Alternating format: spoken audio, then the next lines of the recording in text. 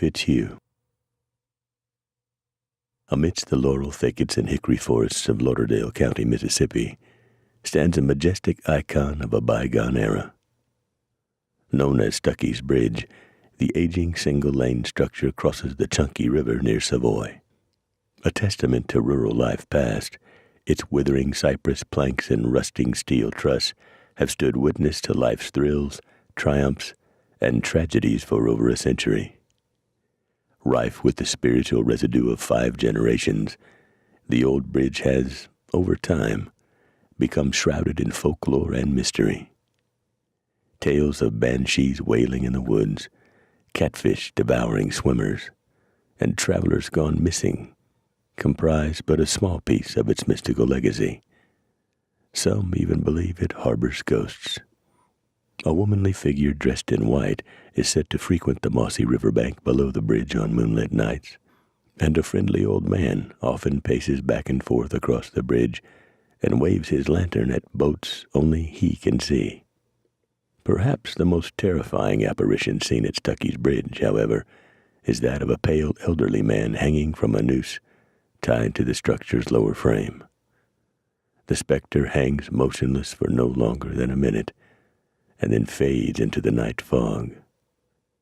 Seconds later, a loud splash is heard. Some feel the splash is the man's body plunging into the water after his noose is cut. Is Stuckey's Bridge haunted? Or has it become another victim of wild imaginations and six-packs? Rooted in legend and lore, every old bridge south of the Mason-Dixon has a dozen tales to tell.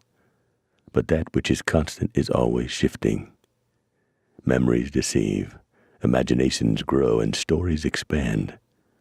How many of Dixie's resident ghosts are really ghosts? What attracted them to a decrepit bridge in rural Mississippi? While tragic events of long ago, wars, accidents, and brutal murders account for much of the South's ghostly reputation, history has left few clues about Stuckey's Bridge. Did a tragedy occur at the site and leave behind negative energy that still lingers today? Only the most capable scholars and historians stand a chance of shedding light on the mysterious bridge's elusive past. Lori Crane, a skillful author and historian from nearby Meridian, Mississippi, grew up hearing tales about Stuckey's Bridge. While she attributes most of the stories to local lore, the possibility of a tragedy having occurred at the site has never left her mind. Last year, a trip to visit family in the area rekindled her interest in the aging bridge. Little had changed since her last visit. Imaginations and six-packs were still at work, and every pebble, plank, and tree was still allegedly haunted. This intrigued Lori to a point, but trying to coax Casper out from behind a hickory would do little to satisfy her deeper curiosity. She wanted to learn about the tragedy, if one indeed happened, that gave rise to the bridge's storied reputation. Armed with her laptop, digital recorder, and well-honed research skills, she set out on a mission to peel back the layers of time. A month into her journey, while sifting through newspaper clippings from an old cedar chest, Lori found an article from the Meridian Weekly Star, dated the 15th of August, 1901.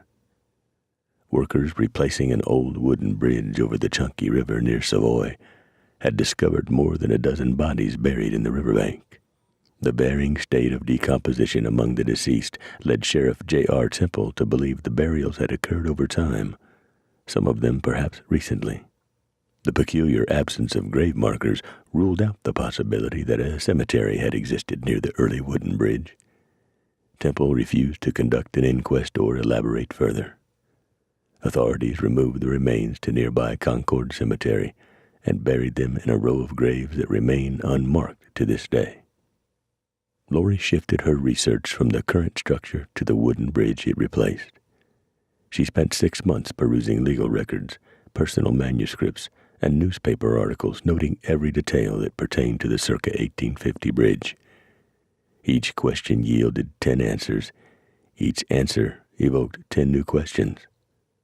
As she painstakingly connected people, circumstances, and fate, a shocking pattern of humility, deception, and death began to emerge. Then one day, By sheer coincidence, Lori discovered an 1892 newspaper article that revealed the saga's missing piece. Her discovery brought the long-forgotten tragedy at Stuckey's Bridge into clear focus.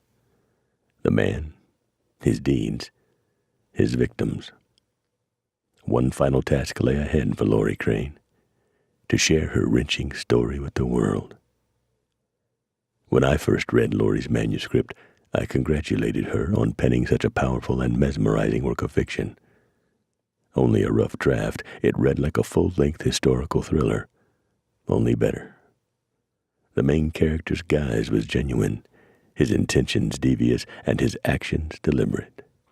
Although Lori had not told me the piece was fictional, I just assumed as much, because nothing so dreadful could ever really happen. The legend of Stuckey's Bridge is not about ghosts, nor should it be.